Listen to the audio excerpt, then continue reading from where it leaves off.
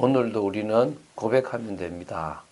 주는 그리스도시요 살아계신 하나님의 아들이십니다.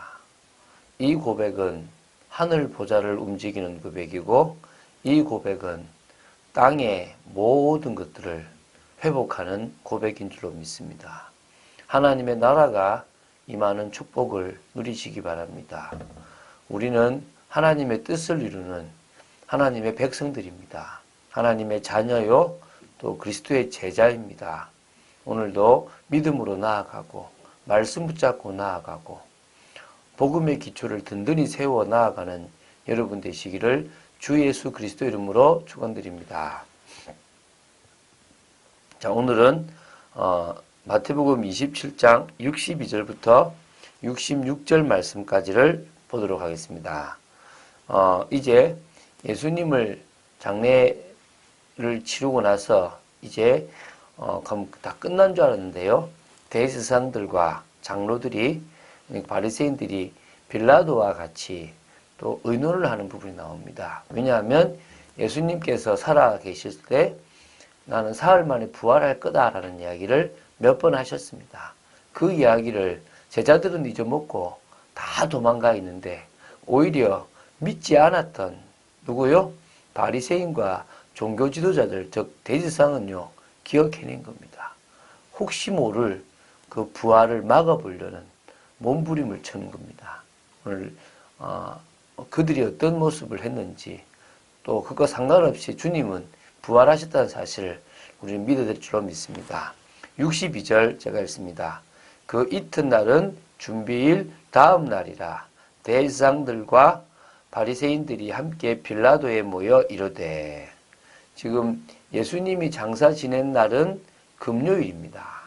그리고 그날이 바로 유월절 준비일입니다. 그러니까 그 해는요 참 좀 이렇게 잘 없는 날인데 뭐냐면 유월절과 안식일이 동시에 겹친 날이라고 합니다. 그래서 예수님의 장례를 안식일이 되기 전에 다 마쳤습니다. 그래서 지금 이때는 지금 준비일이라는 단어를 썼습니다. 안식일이라는 단어나 유월절이라는 단어를 쓰지 않고 그 준비일, 그래서 파라스큐엔이라는 그런 단어를 이렇게 쓰고 있는 겁니다. 이게 지금 유대인들이 이날만큼은 사실은 이 유월절이나 안식일에는 아무것도 하지 않았기 때문에 그 전에 모든 필요한 것들을 사실은 다 준비했습니다. 그래서 사실 뭐라고요? 준비일이라는 단어를 쓴 거죠. 지금 예수님께서 이 준비일 이 준비일에 돌아가셨고, 그리고 다음 날 안식 후 첫날에 부활하셨습니다. 그래서 예수님의 죽음과 예수님의 부활에 좀 그 초점을 맞추려고 유월절이라 안식이라 쓰지 않고 준비일이 예수님이 죽은 날 다음 날이라는 단어를 지금 쓰고 있거든요. 이때 지금 빌라도에게 왔어요. 빌라도에게 모였다 그랬지 않습니까? 그러면은 빌라도의 관정에 갔다는 거거든요. 근데 이건 불법이에요. 안식일이나 유월절은 거룩한 날이기 때문에 빌라도와 회합을, 그것도 그 빌라도의 그 관정에서 모인다는 것은 부정하다라고 생각을 하는 거예요. 그런데 너무나 급하기 때문에 그들이 지금 누굴 찾아갔냐면 빌라도를 찾아간 겁니다. 믿음이 그들은 없죠, 하나님에 대한. 그런데 뭡니까? 자신들의 자리를 지켜야 되는 겁니다. 여러분, 우리가 믿음이 없으면요 현재 유지하는 자리를 유지해야 되고, 또 뭔가를 자꾸 지켜야 돼요. 믿음이 있으면요 다 놔도 돼요. 할렐루야. 우리는 믿음으로 나아가야 될 줄로 믿습니다. 쥐고 있다고 해도 하나님은 다 버리게 할 겁니다. 그러나 버린다고 해도 하나님께서 쥐게 하신다면 다 얻게 될 거거든요. 지금 대제사장들과 바리새인들은 혹시라도 모를 그 부활이라는 것에 대한 위협 때문에, 그 어떤 변수 때문에 지금 모인 겁니다. 주여, 저 속이던 자가 살아있을 때에 말하되 내가 사흘 후에 다시 살아나리라 한 것을 우리가 기억하노니. 지금 막 주여라는 표현을 쓰죠. 이제 지금 높이는 겁니다. 왜? 아부들어야 되거든요. 지금 나중에 나오겠지만요. 이들에게는 경비병이 없어요.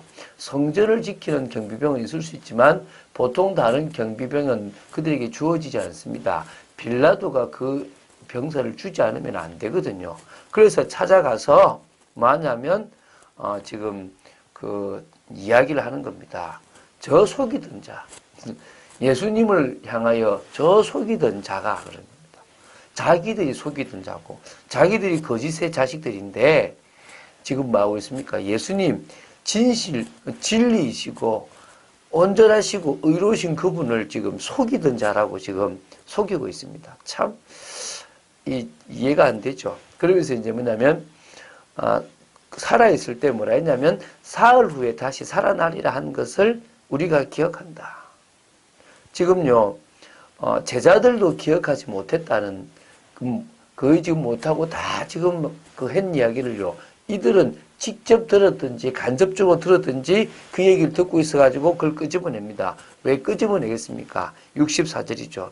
그러므로 명령하여 그 무덤을 사흘까지 굳게 지키게 하소서. 그의 제자들이 와서 시체를 도둑질하여 가고 백성에게 말하되 그가 죽은 자 가운데서 살아났다 하면 후에 속임이 전보다 더 클까 하나이다 하니. 그들은 부활을 안 믿었기 때문에 제자들이 훔쳐갈 수 있습니다. 라고 지금 이야기를 꺼냅니다. 그렇기 때문에 그 무덤을 사흘까지 굳게 지켜서 제자들이나 누군가가 훔쳐가지 못하게 하십시오. 또 워낙 기적을 많이 일으켰으니까 혹시라도 살아난다면 또 죽이면 된다라는 그런 생각을 했을 수도 있겠죠. 그러나 그 얘기는 하지 않고 뭐라고요? 지금 제자들이 시체를 가져가면 지금 그 속임 때문에 예수님에 대한 믿음으로 말미암아 더 문제가 생겨가지고 밀란이 일어날 수 있다는 것을 부추기는 겁니다. 빌라도가 이르되 너희에게 경비병이 있으니 가서 힘대로 굳게 지키라 하거늘. 지금 요 한글 번역을 보면요. 너희에게 경비병이 있다라는 그런 식으로 이렇게 번역이 됩니다. 이때 이제 그 사용된 단어가 에케테 그런 어떤 있지 않냐라는 그런 소유하다 가지다라는 단어가 들어가는데요. 이것을 직설법 현재 2인칭 복수로 쓴다면 그런 표현이 되지만요. 명령형으로 쓴다면 이렇게 해석하지 않고 어떻게 해석하냐면 너희들이 경비병을 취해 데리고 가라. 내가 경비병을 줄 테니까 데리고 가라로 이렇게 바뀔 수 있다고 합니다. 그래서 번역상의 오류일 거다. 왜냐하면 유대 종교 지도자들에게는 경비병이 없습니다. 경비병은 누구한테만 있습니까? 빌라도에게만 있습니다. 그러니까 찾아왔겠죠. 그래서 이제 경비병 보낼 테니까 취해서 데리고 가. 그래서 지켜. 라고 이제 이야기를 했다고 봐야 될 겁니다. 그들이 경비병과 함께 가서 돌을 임봉하고 무덤을 굳게 지키니라. 마지막까지요. 예수님의 부활을 막아보려고 노력했고 그 소문이 나지 않게 하려고 뭔가 자기들의 위치를 지키려고 몸부림을 치는 모습들이 나옵니다. 물론 상관이 없었죠. 자, 그러면 여기서 임봉이라는 것을 한번 봅시다. 무덤을 임봉하는 작업은요. 먼저 무덤의 입구를 큰 돌로 막는 겁니다. 막고요. 그 다음 그 돌을 밧줄로 매어 무덤과 연결한 후에 그 밧줄의 중앙 또 하고도 양 끝을요. 흙이나 밀랍으로 딱 칠하는 겁니다. 그리고 그 위에 뭐 하느냐면 이 도장을 딱 찍는 겁니다. 그래서 만약에 이게 무덤을 누군가가 열었으면은 그 임봉해놓은 표시가 떨어지게끔 만들어 놓은 겁니다. 그래서 늘 보게끔 만들기 위해서 아예 딱 임봉을 하는 겁니다. 이게 그 팔레스타인 지방에서 무덤을 나름대로 보호하는 방법이었다는 겁니다. 요거까지 딱 해놓은 겁니다. 그래도 예수님은 부활하셨습니다. 로마 병사들이 지키고 있는 가운데 부활하셨습니다. 그 부활을 사람이 막을 수가 없습니다. 여러분, 주님이 하시는 일을 어떻게 막겠습니까? 인본주의를 아무리 써도요. 사람들이 막 방해를 해도요. 하나님의 언약은 성취되어 있고 하나님이 교회를 통해서 하시는 일은 막을 수가 없습니다. 여러분들이 하나님의 사람입니까? 여러분들을 통해서 이루실 하나님의 계획은 반드시 성취됩니다. 믿고 나아가시기 바랍니다. 어제도 한 자매가 이제 취업을 하게 되었는데요. 정말 기도하는 중에 가게 되었습니다. 저는 기도했거든요. 하나님 역사해달라고. 그러면서 오히려 그 자매가 사람을 믿고 또 목회자를 믿는 신뢰가 생겼다더라고요.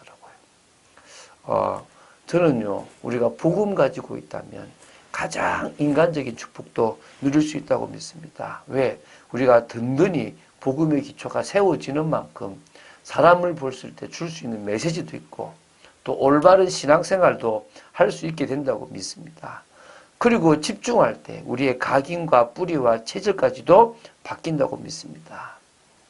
오늘 우리는요, 결국은 뭐 하는 거냐면 정말 사람들의 각인을 바꿔주고 사람들을 치유해줘서 가장 정상적으로 그 사람들이 올바른 각인을 가질 수 있도록 도와주는, 근데 그 일을요, 내가 계속 치유사역을 하고 계속 사람들을 살리다 보면 나에게만 주신, 나를 통해서만 하실 수 있는 사역들이 발견된다고 믿습니다.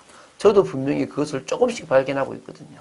여러분들도 현장의 사람들을 살리려고 기도하고 나아간다면 여러분들을 통하여 다음 세대까지 살리는 그런 축복이 있을 줄로 믿습니다.